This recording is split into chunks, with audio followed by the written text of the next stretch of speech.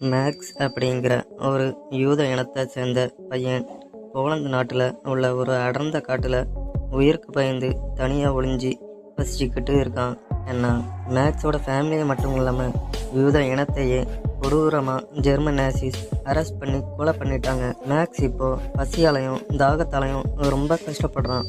அந்த அடர்ந்த காட்டில் ஒரு சின்ன குகையில் மறைஞ்சி பயந்து வாழ்ந்துக்கிட்டு இருக்கான். அப்படி இருக்கும்போது மேக்ஸ் ஒரு நாள் யானேக் அப்படிங்கிற ஒரு சின்ன பையனை பார்க்குறான். யானேக்கும் மேக்ஸை மாதிரி நேசிஸ்க்கு பயந்து வாழும் ஒரு யூத பையன்தான்னு தெரிஞ்சுக்கிறான். அதுக்கப்புறம் அவங்க ரெண்டு பேரும் அந்த காட்டில் சேர்ந்து வாழ ஆரம்பிக்கிறாங்க.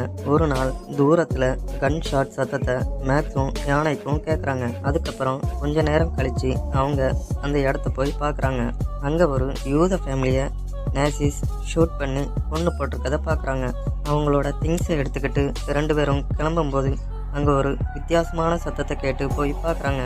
அங்கே இறந்து போன அந்த யூத அம்மாவோட பிஞ்சு குழந்தைய பார்த்து அவங்க அதை அப்படியே விட்டுட்டு போக மனம் இல்லாமல் அந்த குழந்தைய காப்பாற்றலான்னு முடிவு பண்ணி கவனமாக அவங்க கூட எடுத்துக்கிட்டு போகிறாங்க.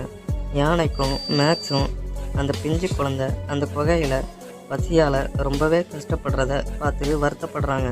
திடீர்னு மேக்ஸ் அந்த குழந்தைய கையில் எடுத்துக்கிட்டு அந்த அடர்ந்த காட்டில் இருந்து வெளியே வந்து ஒரு ஊருக்குள்ளே போய் ஒருத்தரை பார்த்து இந்த குழந்தைய எப்படியாவது நல்லபடியாக பார்த்துக்கோங்கன்னு சொல்லிட்டு நேசிஸ்க்கு பயந்து அந்த காட்டுக்குள்ளேயே திரும்பவும் ஓடி போயிடுறான். அவரும் அதுக்கு சம்மதிச்சு அந்த குழந்தைய வாங்கிக்கிறாரு.